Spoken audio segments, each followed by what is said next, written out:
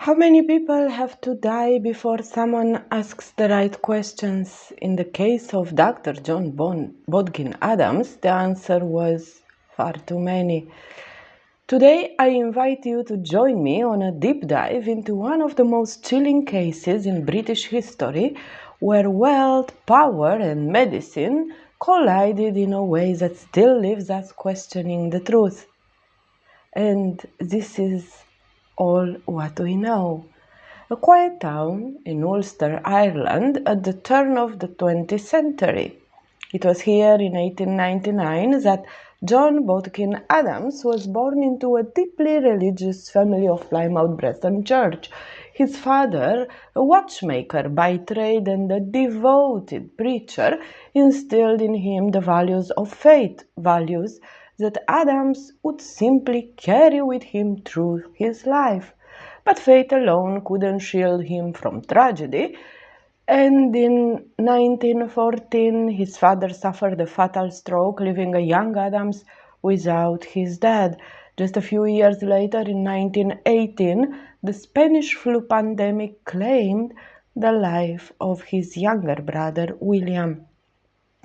Despite these losses, Adam just pursued his education with quiet determination, and like that, he attended the Coleraine Academical Institution before moving on to the Queen's University of Belfast. But he was no star student. Teacher described him as a solitary figure, a plodder, someone who worked hard but without brilliance. Still, he graduated in 1921, managed to land a position as an assistant houseman at Bristol Royal Infirmary under the supervision of Surgeon Arthur Randall Short. The role, however, did not suit him, and within a year he abandoned it in favor of general practice, securing a job at a Christian medical practice in Eastbourne, Sussex. And it was here in Eastbourne that the whispers began. By the mid 1930s, Adams had developed a reputation, one that sparked both curiosity and concern. His methods were unconventional, to say the least. In 1935, a patient named Matilda Whitton left him a staggering £7,385 in her will, an enormous amount of money at the time. Of course, the family contested, but the court ruled in Adam's favor. And this was just the beginning. By 1941, Adams had earned a diploma in anesthetics and began working once a week at a local hospital. But his colleagues didn't see him as a skilled doctor. No, no, no. They saw a man who fumbled, who seemed more interested in counting his money or indulging in a snack than in the delicate procedures at hand. More than once he mixed up anesthetic tubes, causing patients to turn blue or even wake up mid-surgery. Yet somehow his career just flourished. Wealth and influence followed, but so did more rumors. By 1956, Adams had been named the beneficiary in the wills of 132 of his patients. Ha! That year, the suspicions that had long lingered in hushed conversations finally reached the authorities.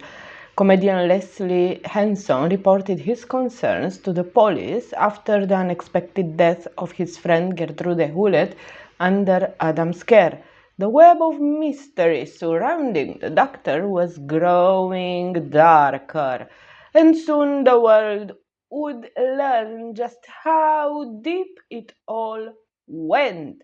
By the summer of 56, the whispers surrounding this doctor had grown too loud to ignore. So, on August 17, Scotland Yard's elite murder squad took over the investigation and sent there two of their finest people: Detective Superintendent Herbert Hannan and Detective Sergeant Charles Hewitt. Their mission was clear, but hard. Instead of sifting through Adams' entire career, they narrowed their focus to the last decade from 46 to 56. And what they found was chilling. Over that period, Adams had signed 310 death certificates. 310.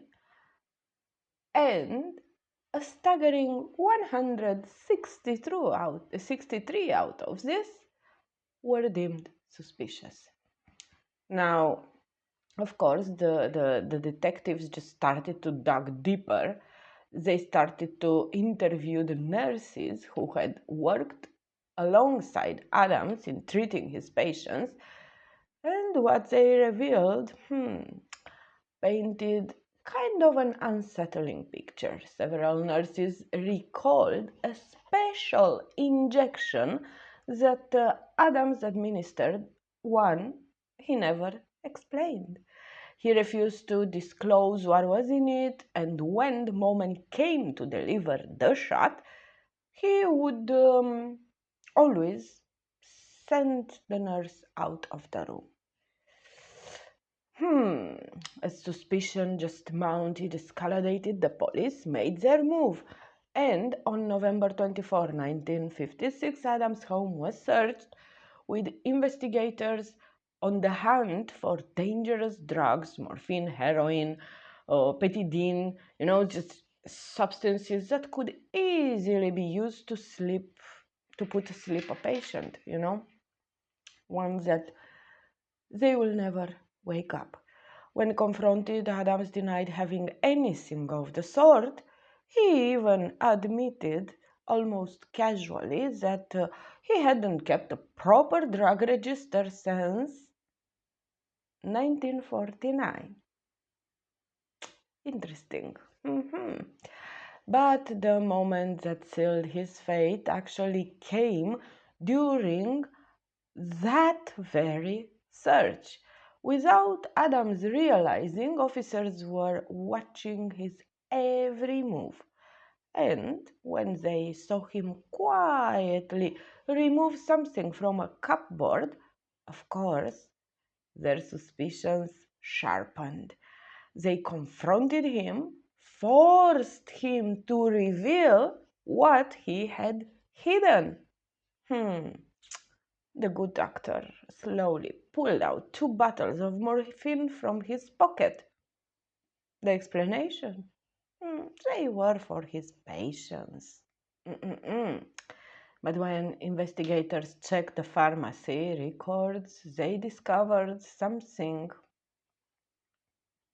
unsettling. Let's put it like this.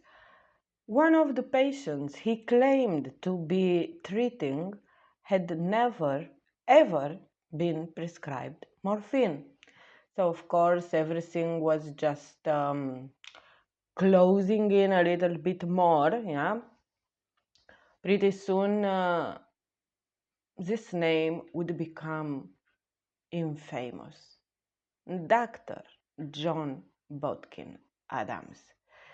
On June 24, 1948, Edith Alice Morrell, a wealthy widow, suffered a devastating stroke that left her partially paralyzed. At the time, she was visiting her son in Cheshire and was immediately admitted to the local hospital, of course. But her trusted doctor was none other than John Bodkin Adams. 2 days later, on June 26, Adams traveled to see her. By July 5, she was transferred to Eastbourne, where he could oversee her care personally. Then the medications began. On July 9, he started giving her morphine. By July 21, he introduced heroin into the mix. None other than heroin. For more than 2 years, Morel remained under Adams' care. Unfortunately, on November 13, 1950, at 81 years old, she passed away. The cause of death, according to the certificate Adams filled out, was simply listed as a stroke. But what followed raised eyebrows. Morel's original will had included Adams as a beneficiary. But on September 13, 1950, just 2 months before her death, his name was suddenly removed. That, however, didn't stop Adams from benefiting in other ways. After Morel's passing, her son gifted him a Rolls Royce and a chest filled with silver cutlery, an unusual token of appreciation for a doctor. Adams also kept a lamp that had once belonged to Morel. And then there was the bill. He submitted a charge of £1,674 for 1,100 medical visits. Greedy much, but when the police later investigated, they discovered the truth. Adams had only seen Morel 321 times. Then there was Gertrude Hewlett. She was just 50 years old when she died on July 23, 1956. A tragic loss, but one that came with questions. Her husband had died just months earlier, and since then she had battled deep, deep depression. As part of her treatment, she has been prescribed sodium phenobarbital and sodium barbital, both very powerful sedatives. According to Adams, he was carefully reducing her dosage from 2 tablets of 7.5 grams to 2 of 5. But then came something curious. On July 17, just 6 days before her death, Hewlett wrote Adams a check for £1,000. The reason? He claimed it was for a car, one that her late husband had supposedly promised him. Interesting. Then just 2 days later, on July 19, Hewlett fell into a coma. She wasn't seen by Adams at first. Instead, another doctor examined her. Together, both of them concluded she had likely suffered a cerebral hemorrhage. And yet, despite her still being alive, Adams made an unusual call. He contacted the coroner to arrange a private postmortem. The woman was alive. You got that, yeah? Okay. By the next morning, Hewlett had developed bronchopneumonia, and on July 23, she died. But the most chilling discovery came later.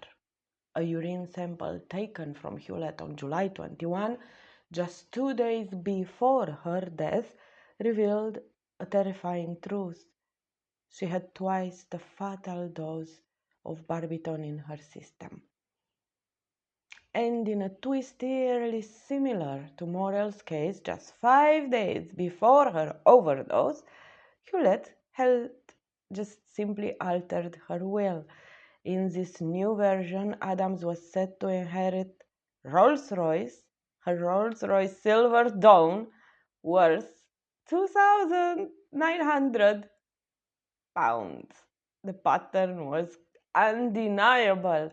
The death, the will changes, the gifts, and the deeper the police dug, the more sinister the whole painting just became. In August 1939, Agnes Pike found herself under the care of Dr. John Bodkin Adams. But it wasn't an illness that concerned her solicitors. It was just the staggering amount of hypnotic medication Adams was prescribing.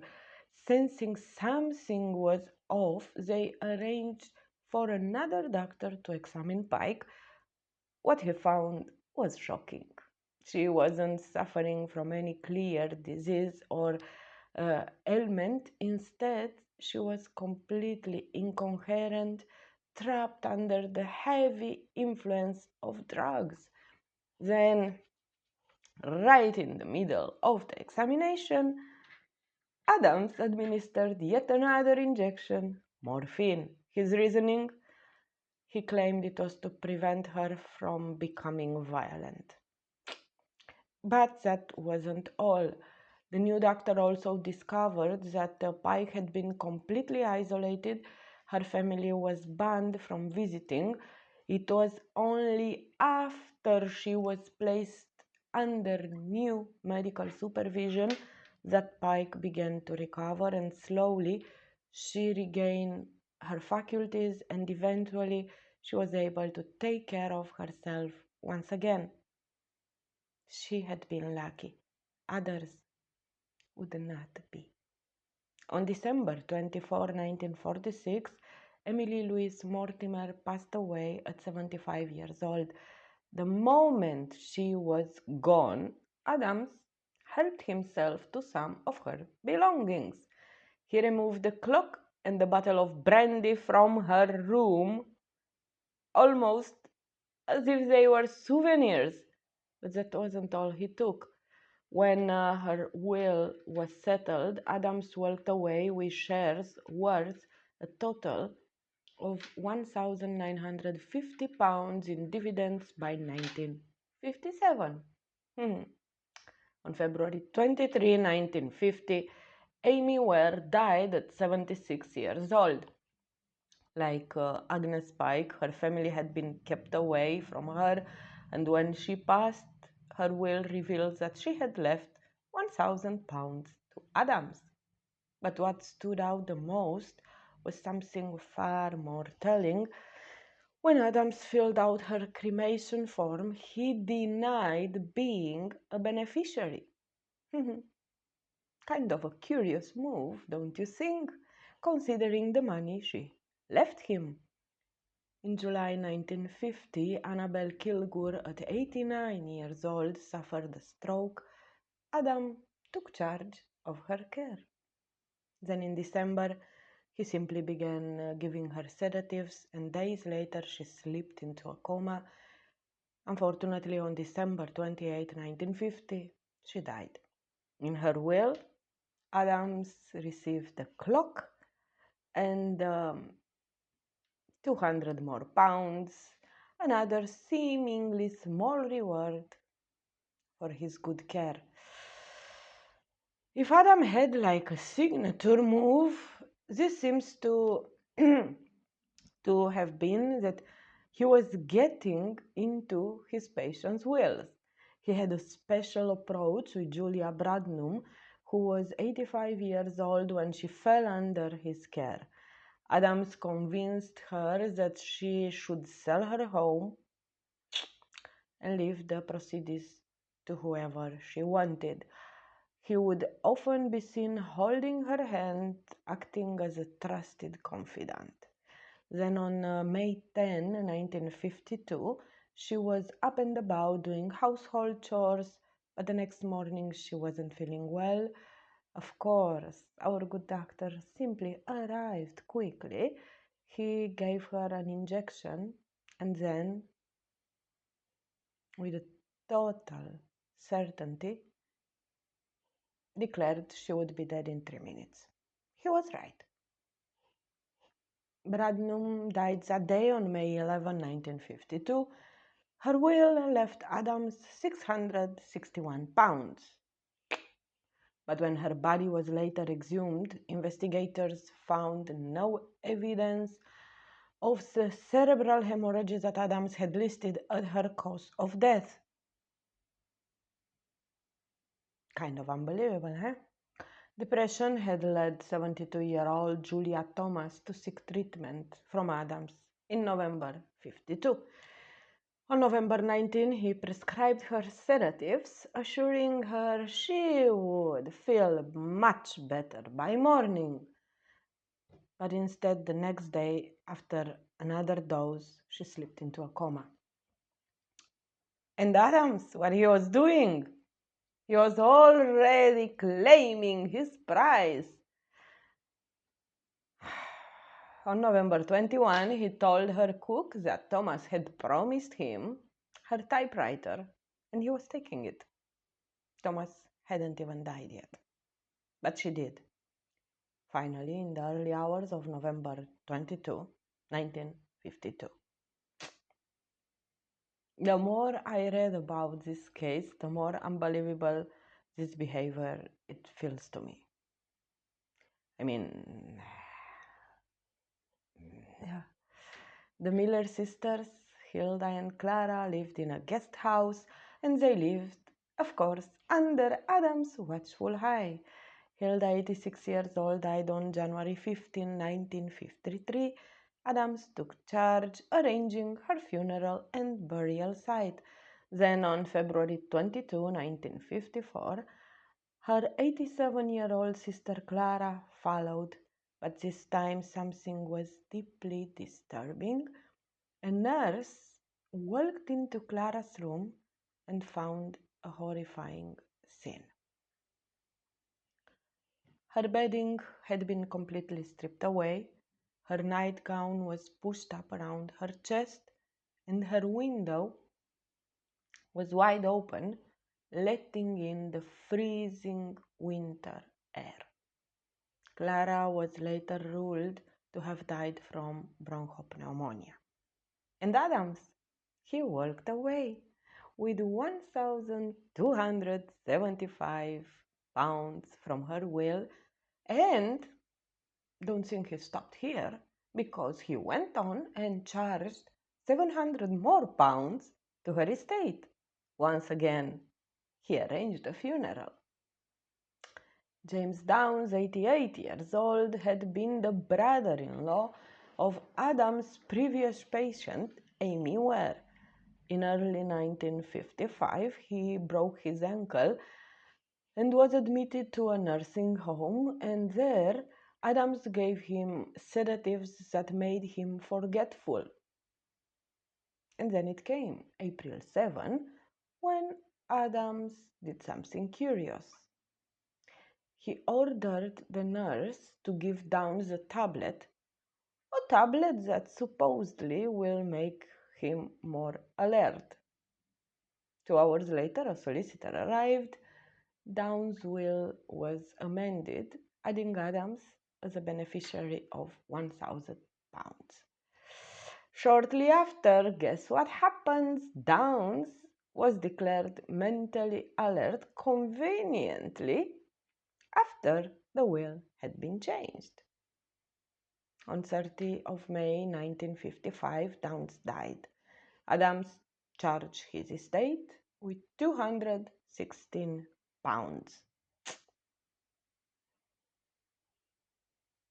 Nothing to say. Not long before his wife's suspicious death, Alfred John Hewlett, Gertrude Hewlett's husband, also died under Adam's care. On March 14, 1956, at 71 years old, Alfred passed away. And as expected, his will contained a gift for Adams. Just £500, nothing else. The final known case tied to Adams was Annie Sharp, the owner of the guest house where Hilda and Clara Neal Miller had lived before their death. According to Adams, she was suddenly diagnosed with the cancer of the peritoneal cavity on November 10, 1956. 5 days later, she was dead. Adams, of course, had prescribed her morphine and petidine just before her death. And just like that, her cremation was arranged almost immediately. There was no time for an investigation, no questions, no answers. One after the other, Adam's patients died mysteriously, and more often than not, they left him something in their will. He kept them isolated. He controlled their medication. He benefited financially. And time after time, their death was simply ruled as natural. But the deeper the investigators dug, the clearer became John Bodkin Adams wasn't just a doctor. He was something far more worse.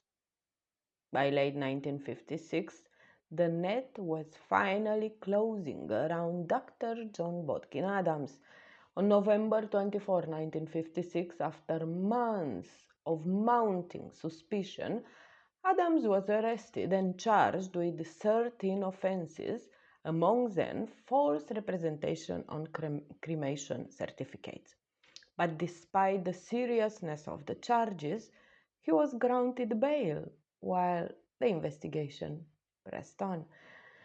Then, just weeks later, on December 19, 1956, Adams was arrested again. This time, the charge was far more severe: the murder of Edith Alice Morrell. Detective Superintendent Herbert Hannam believed he had more than enough evidence to charge Adams with multiple murders, including those of Clara Neal Miller, Gertrude Hewlett, and Julia Bradnum. But in the end, only one murder charge was officially pursued, that of Morrell. Still, the prosecution had a strategy, even though Adams wasn't formally charged with the deaths of the others. The patterns surrounding their death, along with that of Hewlett's husband, could be presented in court. The goal to demonstrate a chilling system of suspicious fatalities connected to Adams.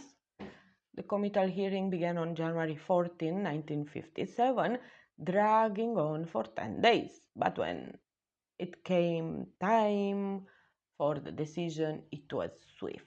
In just 5 minutes, Adam was committed for trial.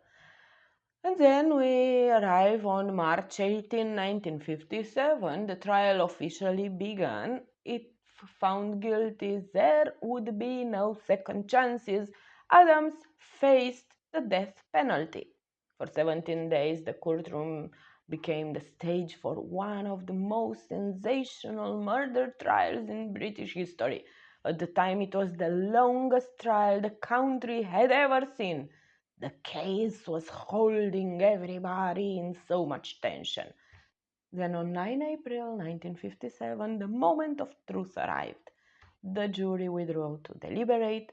The tension, you could just simply feel it. But it didn't last long. After just 44 minutes, the verdict came. And now, not guilty. Adams had walked free. Despite his sensational trial, John Bodkin Adams had managed to escape a murder conviction. Unbelievable. But his legal troubles weren't over yet, and in the months following the trial, Adams made a quiet exit from the National Health Service. As a doctor, however, the courts weren't done with him. He faced multiple other charges: 8 counts of forging prescriptions, 4 counts of making false statements on cremation forms, 3 offenses under the Dangerous Drug Act from 1951. This time, at least this time, he wasn't so lucky. He was found guilty, fined £2,400, and ordered to pay 457 more pounds in court costs. More significantly, his license to prescribe dangerous drugs was revoked, and on November 27, 1957, he was struck off the medical register, effectively ending his career.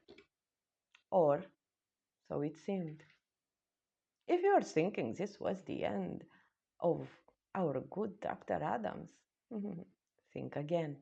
4 years later, on November 22, 1961, Adams was quietly reinstated to his old life in Eastbourne as if nothing ever happened.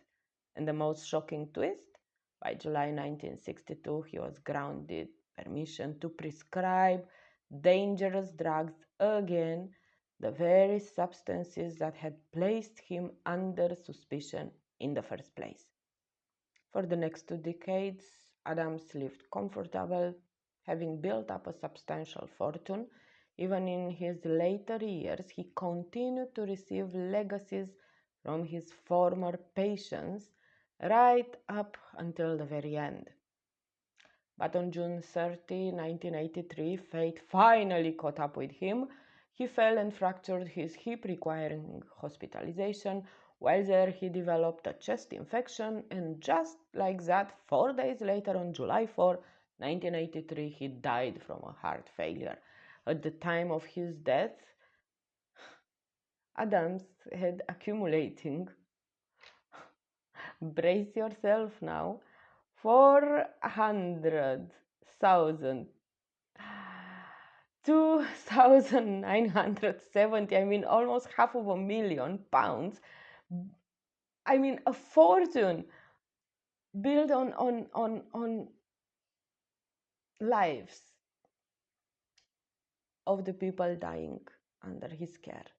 And even in death, his story remained one of the greatest mysteries in British criminal history. His story did not end with his death. His name still continued to haunt the pages of history, appearing in books, documentaries, and even a BBC television drama, all attempting to answer the same chilling question. Was he a killer who hid behind his medical license, or simply a very unlucky doctor? In 1958, just a year after his trial, Sybil Bedford published The Best We Can Do, an account of the trial of John Bodkin Adams. The book meticulously dissected the court proceedings, providing readers with an inside look, at the legal battle that nearly sent Adams to the gallows. Later in 1986, Lord Patrick Devlin, the judge who had presided over the trial, broke his silence with easing the trial of Dr. John Bodkin Adams. His perspective was unique, offering a rare glimpse into the mind of the man who had held Adams' fate in his hands. And then came the more sensational accounts. Rodney Hallworth and Mark Williams uh, wrote in 1983 a book, Where There Is a Will, The Sensational Life of Dr. John Bodkin Adams. And this book painted Adams as a shadowy figure weaving through high society, collecting gifts, wealth, and most disturbingly, control over the lives of his patients. Fast forward to 2021, and the case is still very, very interesting for everybody. Still hadn't lost its grip on the public imagination. Aidan Sullivan released Dr. John Bodkin Adams' serial killer, diving into some theories suggesting that here it was a government cover up, and that powerful figures had a vested interest in ensuring Adams never faced justice. But books weren't the only medium through which the world tried to make sense of Adams' dark legacy. In 1986, the BBC produced a television drama, The Good Doctor Bodkin Adams, starring Timothy West. The film took audiences back to 1956, following the events leading up to Adams' arrest, trial, and shocking acquittal. This one you can also find on YouTube. I advise you to watch it. I did. It's a nice one. To this day, Adam remains a controversial enigma. Some believe he was nothing more than an opportunist, profiting from the generosity of lonely, dying patients. Others see a far darker truth, a man who wielded life and death with the flick of a syringe. So what do you think? Was John Bodkin Adams a cunning killer who hid behind his medical license, or just an unlucky doctor caught in a storm of suspicion? Let me know in the comments, because sometimes, the most chilling mysteries aren't found in horror stories, but unfortunately in real life. That it was for today. I deeply thank you for your time. And yeah, this story for me was a chilling one. And I have to tell you that I am absolutely positive he was guilty. And I am also positive he was guilty of more, and not just those deaths that were more public. I believe he killed many more other people, and I believe he did that because he was mentally ill. This is only a mentally ill person could go and take lamps and a bottle of bourbon and a typewriter from a house where the person was still alive, did not even died. For me, this was like, okay, the guy is out of his mind. So I am absolutely positive that this for me, this is my truth. I am very curious about your truth, though. So until next time, I invite you to subscribe. I invite you to click on the like button, and of course, if you want and if you liked it. And in case you have any suggestions of murders, of cases that you would like to hear about more, feel free to write in comments. And until next time, I wish you all to be safe and healthy. Thank you so much.